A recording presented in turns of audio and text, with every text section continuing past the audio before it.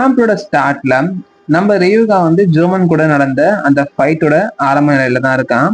நிலைமன்றது இனி சமமா இருக்க போவதில்லைன்னு சொல்லிட்டு அவனுடைய ஸ்கில் ஆகிய இம்பியூர் பிளெஸ்ஸிங் ஆகிய புனித மந்திரத்தை டிராகன் மேல பயன்படுத்துறான். தேர்ந்தெடுக்கப்பட்ட அண்டட்களை இது பலப்படுத்தும், மற்றவர்களை பலவீனப்படுத்தும். ஸோ ஃபேப்னியருடைய அனைத்து ஸ்டாட்ஸும் வந்து 20%ன்றது அதிகமாகுது. நம்ம ராகவ ஜோமனை யோசிக்கிறாரு, இது வெறும் ஸ்பெல் பஃப் தானான்னு சொல்லிட்டு பயங்கர ஸ்ட்ராங்கா இருக்குதுன்னு சொல்லிட்டு உணர்றாரு. நம்ம ரியூகாவும் வந்து அடுத்து உனக்குன்னு சொல்லிட்டு இம்பியூர் பிளெஸிங்ன்ற ஸ்கில்ல ஜோமன் மேல பயன்படுத்துறான். அப்ப நம்ம ஜோமன் யோசிக்கிறான், எனது உடல்ன்றது ரொம்பவே வந்து ஹெவியா ஃபீல் பண்றேன் நானு.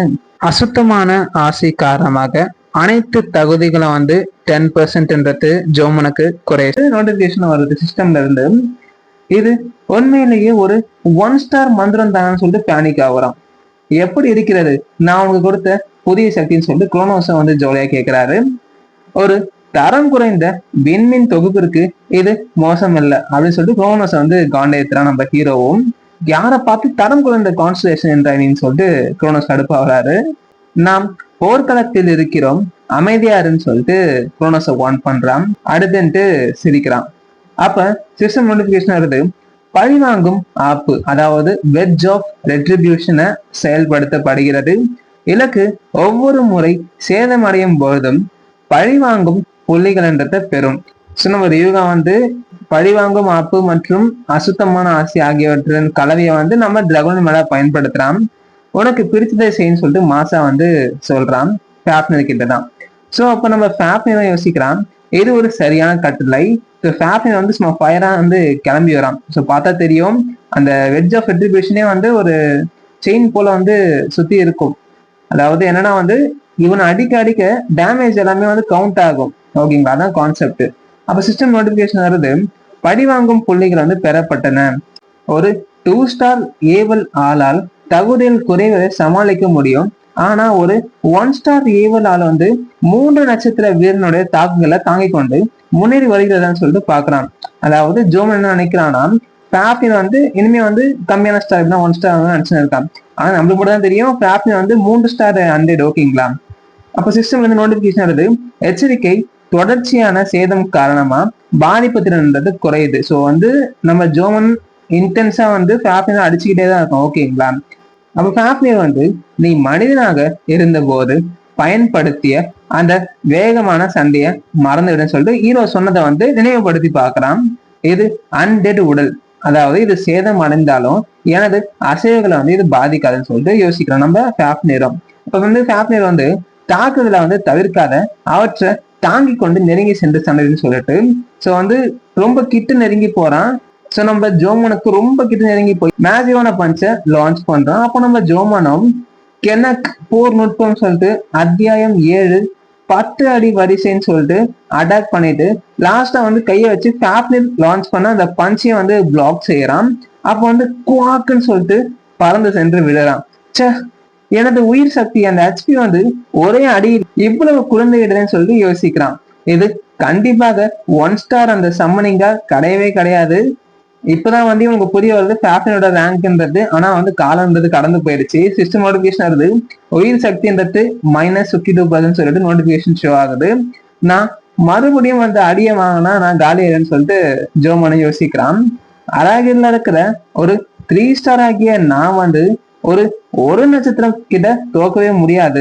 சம்மனர்கள் பொதுவாக பலவீனமானவர்களா தான் இருப்பாங்கன்னு சொல்லிட்டு நம்ம ரியூகா நோக்கி சார்ஜ் பண்றான்னு சொல்லிட்டு ரொம்ப வந்து வேகமா வந்து நான் அவனுக்கு அருகில சென்று விட்டா போதுன்னு சொல்லிட்டு செல்றான்.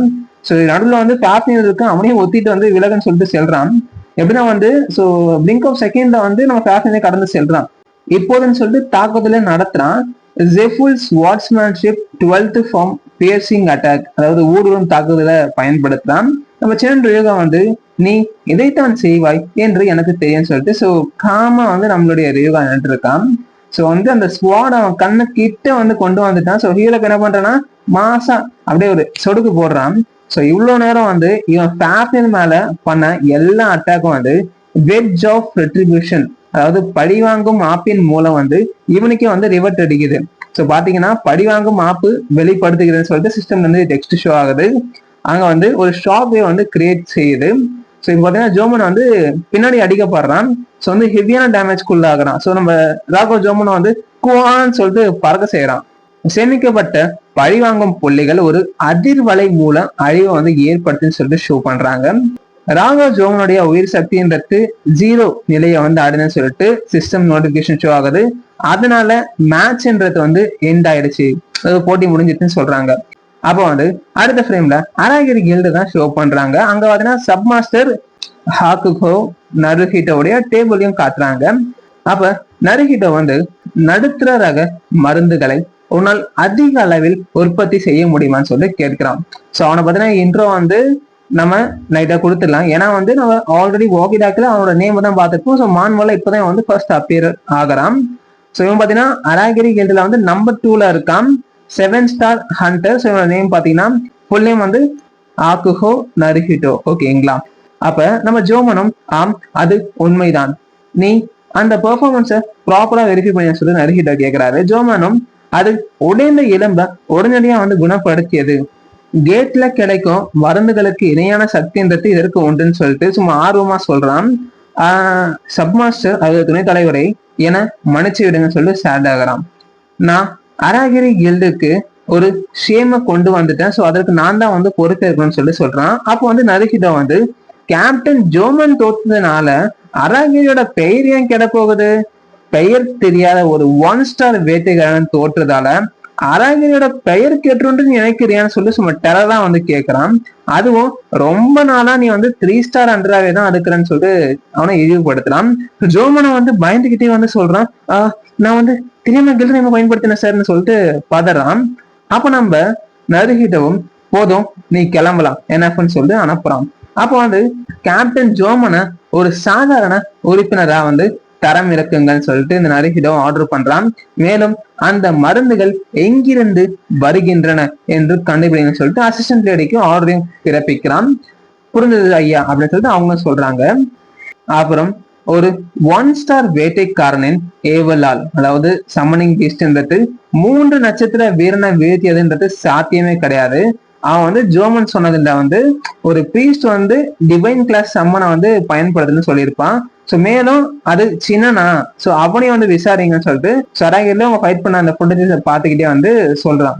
அப்ப அசிஸ்டன்ட்டும் அண்டர்ஸ்டுட்னு சொல்றாங்க. அப்ப நம்ம சின்னன் ரியோகா வந்து இந்நேரம் அராகிரியின் மேலிடத்தில் உள்ளவர்களுக்கு அந்த மருந்தை பற்றி தெரிந்திருக்கும், அவர்கள் எப்படி நடந்து கொள்வார்கள் என்று பார்ப்போம் சொல்லி சொல்றான்.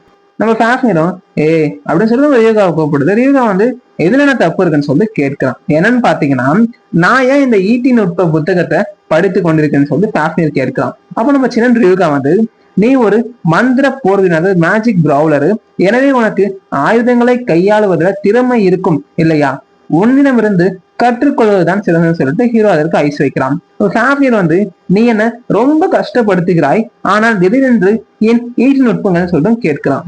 நிலைமைன்றது ஆபத்தாகும் போது எல்லாரும் என்னதான் குறி வைக்கிறாங்க, அது எனக்கு எரிச்சல தருதுன்னு சொல்லிட்டு சொல்றான். அப்ப ஃபேஃபிரும் பலவீனமா இருக்கிறவங்கள குறி வைப்பதுன்றது இயல்புதான் சொல்லிட்டு சிரிச்சுக்கிட்டே கண்ணீர் மல்க சொல்றான். தன் வலது கரத்தை விடவே பலவீனமாக தோன்றும் ஒரு எஜமான் அதிகம் புரதம் அருந்து, அது நிறைய புரோட்டீன் சாப்பிட்டு எக்ஸசைஸ் பண்ணு சொல்லிட்டு ஆஹாஹான்னு சொல்லி ஹீரோ வந்து ரொம்ப ஓட்ட ஆரம்பிக்குது.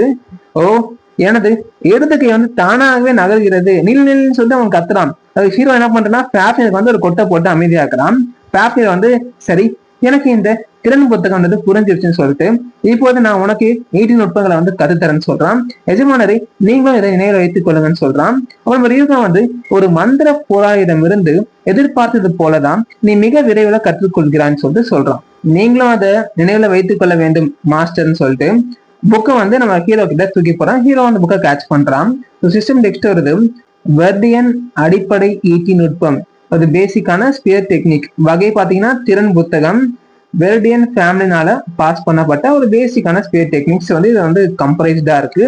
ஒரு சிறுவன் கூட இதனை வந்து படிச்சு புரிஞ்சுக்கிட்டு கத்துக்க இயலும் சொல்லிட்டு சொல்லியிருக்கு. ஆனா அதற்கான அந்த வேர்டிங்ஸ் வந்து அவனுக்கு தெரிஞ்சிருக்கணும். சின்ன ரியோகா வந்து யோசிக்கிறான், இதை கற்றுக்கொண்ட பிறகு மரண சூழல், அதாவது டெத் ஸ்பைரல் நுட்பத்தை கற்கலாம் சொல்லிட்டு சொல்றான். அதாவது ஹீரோ என்ன யோசிக்கிறானா, அந்த டெத் ஸ்பைரல் என்பது வெர்டியன் ஈட்டி நுட்பங்களை அடிப்படையாக கொண்டு ஒரு பிரிட்டிஷ் ஈட்டி நட்சத்திரத்தால் உருவாக்கப்பட்ட ஒரு திறனாகும். சாதாரணமாக இதை முடிக்க பல ஆண்டுகள் ஆகும். ஆனால் இந்த வாழ்க்கையில் நானே இதை முடித்துவேன்னு சொல்லிட்டு சும்மா பெருமிதப்படுறான். இதுவே ஒரு பின்னோக்கி பயணிப்பவரின் தனி சிறப்பாக ரிக்ரெஷனோட ப்ரிவிலேஜ்னு சொல்றான்.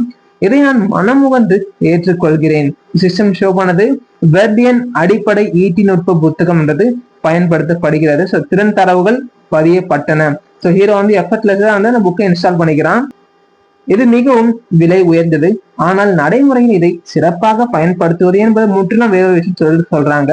எதிர்பார்த்தபடியே இந்த திறன் நூல்கள் அதாவது ஸ்கில் புக்ஸ் வந்து மிக அற்புதமானவை. ஈட்டி போர் நுட்பங்களை நான் உடனடியாக கற்றுக்கொண்டு சொல்லிட்டு ரியூகாவன் சொல்றான். ஃபர்ஸ்ட் ஃபார்ம் பாத்தீங்கன்னா thrust, second form instant thrust, third form வந்து rotating defence, fourth form handle strike, fifth form பாத்தீங்கன்னா ஃபயர் சார்ஜ் அதாவது தீவிரமான தாக்குதல், சிக்ஸ்த் ஃபார்ம் வந்து ஃபுல் பவர் தேர்ஸ்ட். தேர்ஸ்ட் ஒன்றும் இல்லை, புத்தகத்தை தான் சொல்றாங்க. ஓகேங்களா? நம்ம சின்ன ரிவ்யூகாவும் மொத்தம் 6 வடிவங்கள் மிகவும் வந்து எளிமையான சொல்லிட்டு சொல்றான். அப்ப வந்து நான் ஃபேப்னிரும் நீ சொன்னது போலதான் நான் நல்லாவே சொல்லி தருவேன்னு சொல்லிட்டு அட்டாக் பண்ணதுக்கு சார்ஜ் பண்றேன். நம்ம ரிவ்யூகா வந்து ஆச்சரியம் அடைகிறான். உடல் நுட்பங்களை அனுபவிப்பதின் மூலம் தான் கற்றுக்கொள்ள இயலும் சொல்லிட்டு சொல்றான். ஸோ வந்து ஃபேப்னிர் லேண்ட் ஆனதுக்கு அப்புறம் தரையை வந்து டெஸ்ட்ராய் ஆயிடுச்சு. சரி மாஸ்டர், இப்போது நாம் நேரடி பயிற்சியை தொடங்கும் சொல்லிட்டு சும்மா மாசம் வந்து ஸ்பீரை தரையில குத்திட்டு நிக்கிறான். ரவுண்ட பிளாஸ்ட் பண்ணிக்கிட்டு தரையிறங்க ஃபேப்னிர். சரி எஜமானரே, நாம் நமது போர் பயிற்சியை தொடங்கலாமான்னு சொல்லிட்டு ஸோ அந்த ஸ்பீரை வந்து தரையில வந்து பிளேஸ் பண்றான். கச்சிதமாக தப்பித்து விட்டீர்கள். உங்களது அசைவுகள் ஒன்றும் அவ்வளவு மோசமல்ல. ஆனா தப்பிப்பதிலேயே உங்களது கவனத்தை செலுத்தினா உங்களால ஒருபோதும் ஈட்டியை கையாள பழகவே முடியாதுன்னு சொல்லிட்டு ஃபேப்னிர் எச்சரிக்கிறான். ஈட்டி பயிற்சியில் இப்போதுதான் ஆரம்ப நிலையில இருப்பவனிடம் நீங்கள் இதை எதிர்பார்க்கலாம் சொல்லி ரியூகாவன் கேட்கிறான். திடீரென்று தாக்கும் போது யாராக இருந்தாலும் தப்பிக்கத்தான் முயற்சிப்பார்கள். அதாவது புகைக்கு நடுவில் வந்து நம்ம ஹீரோ இதெல்லாம் சொல்லிட்டு இருக்கான். ஸோ ஃபேப்னிர் குதிச்சதுலேயே வந்து அங்க புழுதினா கிளம்ப ஆரம்பிச்சிச்சு, தரனா உடஞ்சி. சற்று நேரத்திற்கு முன்பு நான் உன்னை அடுத்ததை கருத்தில் கொண்டு இனுவின் மீது வஞ்சனையை வந்து வைத்திருக்கிறா இல்லையா? சோ நம்ம ஃபேப்னினோட தலையில வந்து ஹீரோ கொட்டி தான் வந்து அதை அமைதியாகி இருப்பான். ஸோ அதுதான் சொல்றான். இல்லை இல்லை, இது வெறும் பயிற்சி தான் சொல்லிட்டு ஃபேப்னில வந்து சும்மா ஆனந்தமா சொல்றான். போர்க்காலத்துல ஒரு எதிரி உங்களை கொல்லும் நோக்குடன் வரும்பொழுது நீங்க இப்போதுதான் பயிற்சியை தொடங்கினீர்கள் என்பதற்காக அவன் உங்களை விட்டு விடுவான் என்று நினைக்கிறீர்களான்னு சொல்லி கேட்கிறான். ஸோ லாஜிக்கா தான் கேட்கிறான். என்ன உயிர் பிச்சை கேட்க வைக்கலாம் சொல்லிட்டு நம்ம ஆக்ரோஷமா வந்து பேசுறான். நம்ம ஹீரோவே அதுக்கப்புறம் எதுவும் சொல்ல முடியல. நம்ம ஃபேப்னின் வந்து தொடரலாம்னு சொல்லிட்டு கண்டினியூ பண்றான். வா மோடி பார்த்தோம் சொல்லிட்டு நம்ம ரிவ்யூகா வந்து சிரமட்ட மாதிரி அந்த ஸ்பீரை சுத்துறான். ஸோ சிஸ்டம் டெக்ஸ்ட் ஆகுது. வெர்டியன் வகை அடிப்படை ஈட்டி நுட்பம் 3வது வடிவம் என்னது? இது ஸ்பின்னிங் கார்டு, சுழலும் பாதுகாப்பை நம்ம ஹீரோ வந்து பயன்படுத்துறான்னு சொல்லிட்டு நோட்டிபிகேஷன் வருது. சிறப்பு, நான் தடுத்து விட்டேன்னு சொல்லி ரிவ்யூகா ஹாப்பி ஆகிறான். அடுத்து ஒரு பதில் தாக்குதல் சொல்லிட்டு பாத்தீங்கன்னா ஹீரோ கொஞ்சம் சந்தோஷப்படுறதுக்கு உள்ளேயே பாத்தீங்கன்னா நம்மளோட ஃபேப்னிர் வந்து ஒரு அட்டாக்கை முடிச்சு கையோட வரிசையா மற்றொரு அட்டாக்கை வந்து கண்டினியூவா வந்து லான்ச் பண்றான். நம்ம ரிவ்யூகா வந்து அப்படின்னு சொல்லிட்டு வழியில வந்து கத்துறான். அப்படியே முட்டியால ஊனியும் நிக்கவும் செய்யறான். ஃபேப்னிர் வந்து எனது மாஸ்டர், முதல் அடியை தடுப்பது மட்டும் வெற்றின்றது கிடையாது. போர் முடியும் வரை உங்களது கவனத்தை சிதறிடக்கூடாது. ஸோ போர்னு எதை சொல்றாங்கன்னா அந்த காம்பேட், அந்த ஃபைட்டிங் பயிற்சி தான். ஓகேங்களா? நம்ம ரீகாவும் நான் அதை முழுமையாக தடுத்து விட்டதாக நினைத்தேன், ஏன்னு சொல்லிட்டு கேட்கிறான். முதல் தாக்குதலை நீ மிக சரியாக தடுத்து விட்டாய், ஆனால் 2வது தாக்குதலையும் நீ முறையாக தடுத்து காத்துக்கொள்ள என்ன சொல்லி ஃபேப்னிர் அட்வைஸ் பண்றான். நான் அதை மிக சரியாகவே செய்தேன். உண்மையான காரணம் நீ என்னை விட வலிமையானவன் என்பதால் தான் சொல்லி ஹீரோ வந்து சாக்கு போக்கு சொல்லிட்டு இருக்கான். என் எஜமானரை, உங்கள் வலிமைக்கு ஈடு கொடுக்கும் வகையில் என் வலிமையை நான் முறையாகவே சரி செய்திருந்தேன். சரின்னு சொல்லிட்டு ரியூகா வந்து அப்படி என்றால் இனிமேல் நான் என் முழு வலிமையும் பிரயோகிக்க போகிறேன்னு சொல்லி சொல்றான். கடந்த மாதிரி நடந்தது போல இந்த மாதிரி நடக்காதுன்னு சொல்லி சொல்றான். சிஸ்டம் வந்து டெக்ஸ்ட் ஆகுது. உயிர் உறிஞ்ச அதாவது லைஃப் ட்ரெயினை பயன்படுத்துறான். உறிஞ்சப்பட்ட சக்தியை பயன்படுத்தி உடல் வலிமையை மேம்படுத்துகிறது.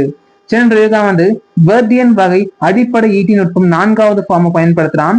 ஏன்னா வந்து தடியால் அடிப்பது, ஸோ ஷாப்ட் ஸ்ட்ரைக். ஓகேங்களா? ஹீரோ வந்து வேகமா சார்ஜ் பண்றான். அங்க ஃபேப்னிர் மற்றும் ரியூகாவோட அட்டாக்ன்றது கிளாஷ் ஆகுது. நம்ம ரியூகா வந்து மிகச் சிறப்பு, இரண்டாவது அடி என்று ஒன்று இருக்காது, அடுத்து பதில் தாக்குதல் நடக்குது என்று ரியூகா வந்து யோசிக்கும் போதே பாப்ஜி வந்து தவறு என்று தாக்குதல் நடத்துறான். ஹீரோ வந்து அதனால மயக்கமும் அடைகிறான். ரியூகா வந்து என்ன அப்படி என்ற நம்ம ரியூகாவும் என்ன என்றபடி வந்து மயக்கத்திலிருந்து எழுகிறான். சோ சற்று முன்பு இரண்டாவது அடியிலிருந்து தற்காத்துக் கொள்வதை பற்றி மட்டுமே நீங்க யோசிச்சீங்க இல்லையா? அதன் விளைவாக முதல் நடியை தடுக்க தவறிவிட்டது சொல்லிட்டு கேப்டன் வந்து ரீசன் பிஹைண்ட் அந்த மயக்கத்துக்கு சொல்றான். அதாவது அவன் வந்து முழுமையா வந்து குணமாச்சுதான் சொல்லி சொல்றாங்க. உயிர் உறிஞ்சும் திறனுடைய விளைவுகள் வந்து மீண்டும் தொடங்குகிறது. அவன் சரி மீண்டும் ஒரு முறை வந்து முயற்சிப்போம் சொல்லி சொல்றான். வான்னு சொல்லிட்டு இருவரும் வந்து தீயாக தாக்க பாய்கின்றனர். அப்படியே வந்து கட் பண்ணிட்டு அடுத்த சீன்ல வந்து டின்னர் சாப்பிட நம்ம ரியூகா வந்து ஒரு கடைக்கு செல்றான். அங்க வந்து யூமா இருக்கான். சினன், உங்களது முகத்திற்கு என்ன ஆச்சு, ஏன் இப்படி இருக்குது? ஹீரோ பாத்தீங்கன்னா ஒரு கண்ணுனா வந்து திறக்க முடியாத அளவுக்கு அந்த பாக்ஸிங் தான் பண்ண இப்படி அந்த மாதிரி இருக்கிறான். நம்ம ரியூகா வந்து நிறைய விஷயங்கள் நடந்துருச்சுங்கன்னு சொல்லிட்டு சோகமா சொல்றான். பிராப்தின் வந்து யோசிக்கிறான். இருந்தாலும் மயக்கம் அடையாமல் என்னுடன் சண்டையிட்டது உண்மையிலேயே ஆச்சரியமாக இருக்கிறது. உங்களுக்கு பயிற்சி அளிப்பது எனக்கு மிகுந்த மகிழ்ச்சியை தருகிறது எனது மாஸ்டர்னு சொல்லிட்டு காமெடி பண்றான். நான் தவறுதலாக அதில் அதிக பலத்தை பிரயோகித்து விட்டேன்னு சொல்லிட்டு சொல்றான். அப்ப நம்ம ரியூகா வந்து என்னை அடிக்க ஒரு சட்டபூர்வமான வாய்ப்பு கிடைத்தது என்றால் அதை நீ ரசித்து செய்யவில்லை தானே சொல்லிட்டு கேட்கிறான்.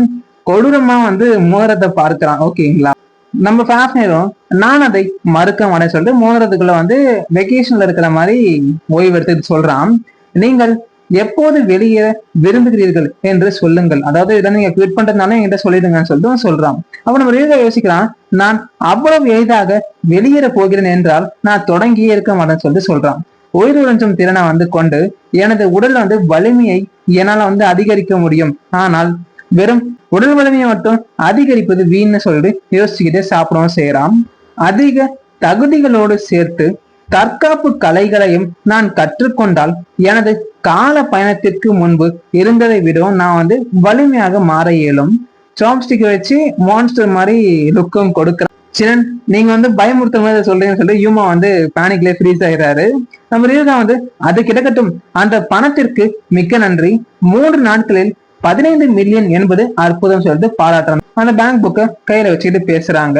நம்ம யூமா வந்து உங்களுக்கும் நன்றி, எப்போதாவது உங்களுக்கு வாய்ப்பு கிடைத்தால் மீண்டும் என்னை அழைக்கும் சொல்லிட்டு சொல்றான். நம்ம ரியூகா வந்து இருக்கட்டும், வேட்டைக்காரர்களை பற்றி சமீபத்துல ஏதேனும் செய்திகள் உண்டான்னு சொல்லிட்டு கேட்கிறான்.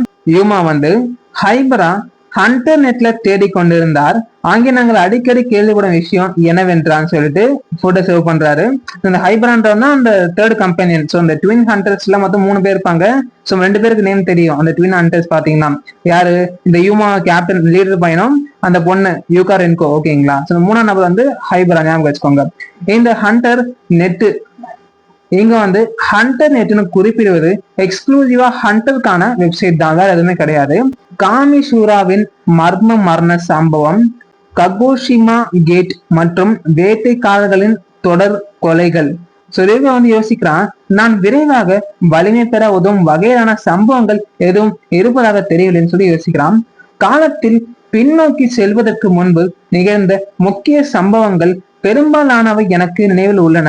அந்த சிறிய சம்பவங்களுக்கு இடையே அத்தகைய ஏதேனும் ஒன்று இருக்குமோ என்று நான் எதிர்பார்த்தேன்னு சொல்லி யோசிக்கிறான். ஆனால் சாப்பிட்டு கொஞ்சம் நம்ம விவேகம் வந்து என்ன யோசிச்சுன்னு இருக்கான். அப்ப யூமா வந்து இப்ப இன்டர்நெட்ல பார்த்த டீட்டெயில்ஸ் தான் சொல்ல இருக்கான். அதே போல பாத்தீங்கன்னா அது தவிர வக்காயாமாவில மறக்கப்பட்ட ஆலயம், அதாவது ஃபர்காட்டன் டெம்பிள் அப்படின்ற ஒரு கேட் வந்து இருக்குதுன்னு சொல்லிட்டு ரிவீல் பண்றோம். நம்ம ரிவ்யூ வந்து ஃபர்கட்டன் டெம்பிளான்னு சொல்லிட்டு கேட்கிறான். அந்த இடம் இன்னும் வந்து கிளியர் செய்யப்படவில்லையான்னு சொல்லிட்டு கேட்கிறான். நம்ம யூமா வந்து ஹரிசோன் கில்டாலேயே அதை ஏறக்குறைய 1 வருஷமா ஆகியுமே முடிக்க முடியவில்லை, இப்போது அது வெடிக்கும் நிலையில இருக்குதுன்னு சொல்லி தேவையா சொல்றான். சிஸ்டம் என்ன சொல்றாங்கன்னா, பிக்சட் கேட்ன்றது தொடர்ந்து தோன்றும் அரக்கர்களை வந்து அழிக்கப்படும் வரை பாதுகாப்பானது. ஸோ இது வந்து ப்ளூ கலர்ல இருக்கும். ஸோ கிளியர் பண்றதுக்கு டிஃபிகல்ட்டி ஈஸியா தான் இருக்கும். அதே போல மாறும் கேட், ஃப்ளூயிட் கேட்னு சொல்லுவாங்க. மந்திர ஆற்றலுடைய அடர்த்தி வந்து 100ஐ தாண்டும் போது ஒரு விரிசல்ன்றது ஏற்படுது. இதனால நிஜ உலகத்திற்கு மான்ஸ்டர்ஸ் வந்து வருகின்றன. ஸோ ரெட் கேட் பாத்தீங்கன்னா ரொம்ப எக்ஸ்ட்ரீம் ஹார்ட், இதை கிளியர் செய்யறதுக்கு டிஃபிகல்ட்டி. அப்புறம் வந்து ஒரு ஃப்ளூயிட் கேட்டான்னு சொல்லிட்டு கேட்கிறான். வாயில் ஒரு நெருக்கடியான நிலையை அடைந்துள்ளதால் ஹரிசான் கில்டு நுழைவு கட்டுப்பாடுகளை நீக்கி சாதாரண வேட்டையாளர்கள் கூட உள்ள நுழைய அனுமதி அளித்துள்ளதுன்னு சொல்லிட்டு ஹியூமா சொல்றான். அப்ப ஹீரோ வந்து பெரிய கில்டுகள் பங்கேற்பதை பற்றி ஏதேனும் வதந்திகளை கேள்விப்பட்டீங்களான்னு சொல்லி கேட்டுக்கிறான். அப்ப ஹியூமாவும் வந்து நாட்டின் 2வது பெரிய கில்டான பீனிக்ஸ் மற்றும் 3வது இடத்தில் இருக்கும் டே பிரேக் கில்டு வந்து இதுல ஆர்வம் காட்டுவதாக கேள்விப்பட்டேன் அப்படின்ட்டு சொல்றான். அப்ப நம்ம ரியூகா வந்து அப்படின்ட்டு சொல்றான். அப்ப நம்ம ரியூகா யோசிக்கிறான், எனது கால பயணத்திற்கு முன்பு பீனிக்ஸ் கில்டு பெற்ற அந்த உயர்தர கலைப்பொருள், அதாவது டிராகன் ஸ்கேல் ஆர்மர், அது சரியாக இந்த மறக்கப்பட்ட ஆலயத்துலதான் கிடைச்சதுன்னு சொல்லிட்டு சொல்றான். அப்போ வந்து அந்த வாயில் இன்னும் அன்கிளியர் தான் சொல்லிட்டு சிரிக்கிறான் நம்ம ரியூகாவும். நான் ஸ்பியர்மேன்ஷிப்ல தேர்ச்சி பெற்று டிராகன் சிதல் கவசத்தை பெற்றால் எனக்கு வேற கவலையே கிடையாது. நம்ம ரியூகா வந்து ஜாம்பி மாதிரி பார்க்கலாம். மற்றவர்களை கான்டாக்ட் பண்ணு, நாளை நாம் சந்திப்பதாக சொல்லிட்டு ரியூகா சொல்றான். யூமாவும் புரிஞ்சதுன்னு சொல்லிட்டு சொல்றான். சோ இது என்னன்னு பாத்தீங்கன்னா ஃபர்காட்டன் டெம்பிள், பார்க்க அட்ராக்டிவான கேட்டா இருக்கு. ஏன்னா 2 சைடும் பாத்தீங்கன்னா அழகா டிராகன்ஸும் இருக்கு. சோ நேம் ஷோ பண்ணாங்க ஃபர்காட்டன் டெம்பிள், மறைக்கப்பட்ட ஆலயம். சோ வகை பாத்தீங்கன்னா மாறும் கேட், அதாவது மாறும்னா என்னது, ஃப்ளூயிட் ஸ்டேட்ல இருக்கு. ஓகேங்களா? சோ பிக்சர்னா வந்து ஈஸி, இது டிஃபிகல்ட். நுழைவு தகுதி பாத்தீங்கன்னா 1 ஸ்டார் ஹண்டர்ல இருந்து 2 ஸ்டார் ஹண்டர் வரைக்கும் இருக்கலாம். மந்திர அடர்த்தி டென்சிட்டி வந்து 93% இருக்கு. 100 ரீச் பண்ணா டஞ்சன் பிரேக் வந்து ஏற்படும். ஓகேங்களா? இந்த கேட் வந்து உடஞ்சி மான்ஸ்டர்ஸ் உள்ள வர ஆரம்பிச்சிடும், அதாவது ரியல் வேர்ல்டுக்கு. அப்ப ஹைபரா அந்த நபர் வந்து வாவ் இது ஒரு பெரிய கூட்டம் சொல்லிட்டு சொல்றான். ட்வின் ஷேடோ ஹண்டர்ஸ்ல 3rd பர்சன் நேம் வந்து நம்ம இப்பதான் ஃபவுண்ட் பண்ணிருக்கோம். நான் ஆல்ரெடி உங்களுக்கு ரிப்பீட் பண்ணிருப்பேன். இதோட நேம் வந்து ஹைபரா, ஞாபகம் வச்சுக்கோங்க. ஹரிசான் கட்டுப்பாடுகளை நீக்கி இருப்பதால் இந்த ஹரிசான் கில்டு தான் நம்பர் 1 கில்டு, இதை ஞாபகம் வச்சுக்கலாம். நாடு முழுவதும் இருந்து வேட்டைக்காரர்கள் கூடி வருகிறார்கள் என்று நினைக்கிறேன்னு சொல்லிட்டு சொல்றாரு. யூமாவும் சினன் நாமும் ஒரு கூடாரம் அமைக்க வேண்டுமா தயக்கத்தோடு கேட்கிறாரு. ஏன் என்று பார்த்தீர்கள் என்றால் கேட்டுக்குள்ள என்டர் ஆகிறதுக்கு முன்னாடி எல்லா ஹண்டரும் வந்து வெளியில ப்ரிப்பரேஷன் செய்வதற்காக ஒரு கூடாரம் மாதிரி அமைச்சு ஓய்வு எடுத்துக்கொண்டு வந்து திட்டமிடுவாங்க. சோ அதனாலதான் கேட்கிறாரு. ரியூகா வந்து இல்லை, நாம் வாயிலுக்கு உள்ளேதான் நேரத்தை செலவிட போகிறோம்னு சொல்லிட்டு சொல்றான். அதனால நமக்கு கூடாரம் எதுவும் தேவைப்படுறவே இல்லை அப்படின்ட்டு நோட்டிஃபை பண்றான். அப்ப நம்ம யூகா என்கோ பெண்ணும் வந்து சொல்றாங்க, அது இவங்க தான் ட்வின் ஷேடோ ஹண்டர்ல 2nd நபர். நாம் 5 நாட்களுக்கு தேவையான உணவை மட்டுமே கொண்டு வந்திருக்கிறோம், அது போதுமானதா இருக்குமான்னு சொல்லிட்டு கேட்கிறாங்க. நம்ம ஹைவரா வந்து அது போதுமானதாக இருக்காது, ஹரிசானாலேயே முறியடிக்க முடியாத ஒரு கேட்டை வெறும் 5 டேஸ்ல கிளியர் பண்றது சாத்தியமே இல்லை அப்படின்னு சொல்லிட்டு ஹைபரா சொல்றான். சின்னன் ரியூகா நாம் அதை 5 நாட்கள்ல முடிப்போம், அது எந்த பிரச்சனையும் வந்து கிடையாதுன்னு சொல்லிட்டு சொல்றான். அப்ப ஹைபரா வந்து சின்னன் அதை பாருங்களேன்னு சொல்லிட்டு சொல்றான். சோ இவன் பேர் தான் நம்ம குழந்தை முன்னாடி வந்து கம்பெனி என்ன சொல்லியிருப்போம். இவன் நேம் வந்து ஹைபரா. அவர் தான் பீனிக்ஸ் கில்டின் எதிர்கால வாழ்வீச்சு வீராங்கனை மிரோ அசாகா அப்படின்னு சொல்லிட்டு சொல்றான். சோ ரியூகா வந்து அது சரிதான், அந்த வாயிலை கடந்து டிராகன் செதில் கவசத்தை, அதாவது டிராகன் ஸ்கேல் ஆர்மரை அடைவதற்கான வழியை கண்டறிந்தவள் அசாகா தான் சொல்லிட்டு சொல்றான். நான் காலத்தை பின்னோக்கி செல்வதற்கு முன்பு பீனிக்ஸ் கில்டின் தலைவரான தகுமி முரிட்டாவையும் மிஞ்சக்கூடிய திறமைய கொண்டவளாக அவள் போற்றப்பட்டவள். ஒரு பொண்ணை தான் நம்மளுக்கு ஷோ பண்றாங்க. சோ இவங்க தான் வந்து ஒரு பினிக்ஸ் இல்லைங்கிற கிரேட்டஸ்ட் பர்சன் ஞாபகம் வச்சுக்கோங்க. ஒரு தடையை தாண்டும் முயற்சியில் ஏற்பட்ட விபத்துல அனைத்தையும் இழந்த ஒரு டிராஜிக் ஜீனியஸ், அதாவது துயரமிக்க ஒரு மேரியா ஆயிட்டான்னு சொல்லிட்டு சொல்றாங்க. அப்ப யூமாவும் சின்னன் அங்கே பாருன்னு சொல்லிட்டு சொல்றேன். நம்ம ஹீரோவும் என்ன ஆகுதுன்னு சொல்லிட்டு பாக்குறான். டே பிரேக் குழுவை சேர்ந்த கவுடாவும் இதுல பங்கெடுக்கிறா போல தெரியுதுன்னு சொல்லிட்டு சொல்றாரு. அப்ப என்னன்னு பாத்தீங்கன்னா கைஷன் கவுடான்னு சொல்லிட்டு அந்த நபரை காட்டுறா. ஸோ மார்ஷல் ஆர்டிஸ்ட் மாதிரி இருக்காரு. ஜப்பானின் முன்னணி பலசாலிகளுள் ஒருவராக போற்றப்பட போகும் மனிதர் தான் இவர். அவருக்கு வந்து அயன் ஃபிஸ்ட் என்ற ஒரு பெயரும் இருக்குதுன்னு சொல்லிட்டு இவருக்கு பில்டப் கொடுக்குறாங்க. எதிர்கால பிரபலங்கள் அனைவரும் ஒரே இடத்துல கூடியுள்ளன்னு சொல்லி நம்ம ஹீரோவும் சொல்றான். இவன் வந்து அவர்களுக்கு முன்பாக நம்மால் இதை உண்மையில் கடந்து செல்ல முடியுமான்னு சொல்லி கேட்கிறான். ரியூகா வந்து அவர்களை பற்றி கவலையே பட வேணாம், நாம நம்முடைய சொந்த வழியிலேயே காரியங்களை செய்தா போதும்னு சொல்லிட்டு சொல்றான். அப்ப ஹீரோ யோசிக்கான், மறக்கப்பட்ட ஆலயம் மற்றும் அந்த டிராகன் ஸ்கேல் ஆர்மர், அதை முடித்து அந்த ஆர்மரை கைப்பற்றுபவன் நானாக தான் இருக்கேன், வாங்க செல்லலாம்னு சொல்லிட்டு வில்லத்தனமா சிரித்து கொண்டே சொல்றான். அந்த ரூக்கீஸை வந்து பேக தூக்கிக்கிட்டு சின்ன கொஞ்சம் நிலங்க அப்படின்னு சொல்லிட்டு ஓடி செல்றாங்க. இத்துடன் அந்த சாப்டர் நிறைவுபடுது. So thank you all my dear follower friends, thank you all once again my dear family.